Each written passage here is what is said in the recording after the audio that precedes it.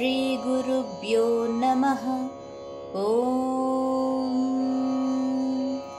శ్రీ పరమాత్మనే నమః. జై శ్రీకృష్ణ. ఏ యథా మాం ప్రపద్యంతే తాంస్తథైవ భజామ్యహం. మమ వత్మానువర్తంతే మనుష్యాః పార్థ సర్వసః. 11వ శ్లోకం యొక్క భావాన్ని పరిశీలించినట్లయితే, నాకు ఏ విధంగా అయితే మనుషులు శరణాగతిని చేస్తారో నేను వారికి అదే విధంగా ప్రతిస్పందిస్తాను. తెలిసినా తెలియకపోయినా అందరూ నా మార్గాన్ని అనుసరిస్తారు అర్జున.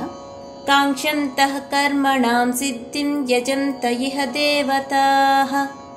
క్షిప్రం హి మానుషే లోకే సిద్ధిర్భవతి కర్మజా.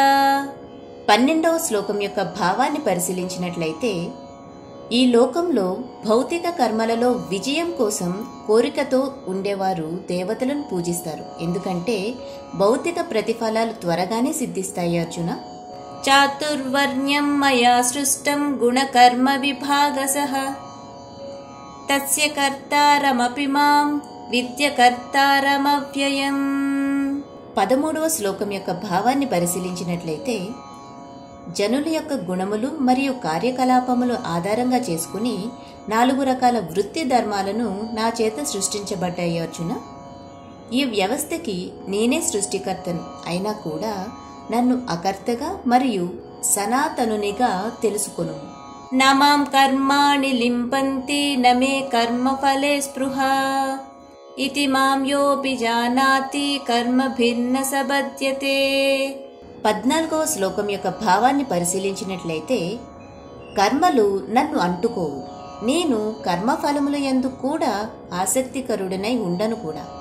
ఎవరైతే నన్ను ఈ విధంగా అర్థం చేసుకుంటారో వారు కర్మబంధములలో చిక్కుకోరు అర్జున.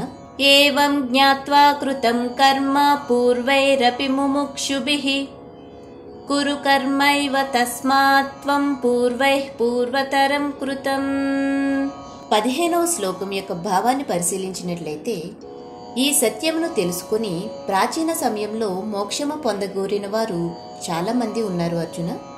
తమ కర్మలను ఆచరించారు కూడా. కాబట్టి ప్రాచీన మునుల యొక్క అడుగుజాడలలో నడుస్తూ నీవు కూడా ఈ కర్తవ్యమును నిర్వర్తించు అర్జున. కిం కర్మ కిమ కర్మేతి కవయోప్యత్ర మోహితాః. తత్తే కర్మ ప్రవక్ష్యామి యజ్ఞాత్వా మోక్ష్యసే శుభాత్.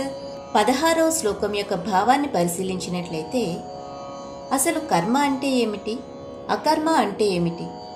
వివేకవంతులు కూడా దీనిని అర్థం చేసుకోవడంలో కొంచెం తికమక పడతారు కూడా అర్జున. ఇప్పుడు నేను నీకు ఈ కర్మ రహస్యాన్ని వివరిస్తాను. దీనిని తెలుసుకోవడం ద్వారా నిన్ను నువ్వు భౌతిక బంధముల నుంచి విడిపించుకోవచ్చు కూడా. కర్మణో హ్యపి బోద్ధవ్యం బోద్ధవ్యం చ వికర్మణః. అకర్మణశ్చ బోద్ధవ్యం గహనా కర్మణో గతిః. 17వ శ్లోకం యొక్క భావాన్ని పరిశీలించినట్లయితే, కర్మ, వికర్మ మరియు అకర్మ, నీవు ఈ మూడింటి యొక్క స్వభావాన్ని గురించి తప్పకుండా తెలుసుకోవాలి అర్జున.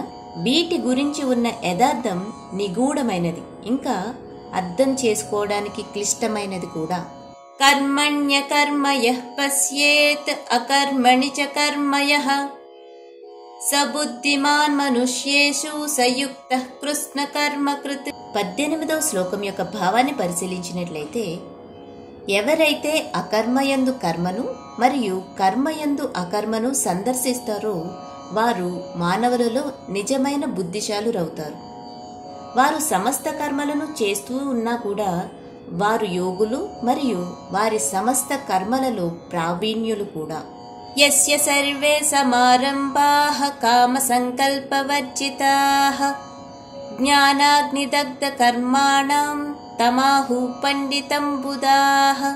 19వ శ్లోకం యొక్క భావాన్ని పరిశీలించినట్లయితే, ఎవరి యొక్క సమస్త కర్మలు భౌతిక సుఖాలు వాంఛలకు అతీతంగా ఉంటాయో మరియు ఎవరైతే తమ సమస్త కర్మల ప్రతిక్రియలను జ్ఞానాగ్నిలో భస్మం చేస్తారో అట్టివారు జ్ఞానోదయమై మునులచే పండితులు అనబడతారు అర్జున.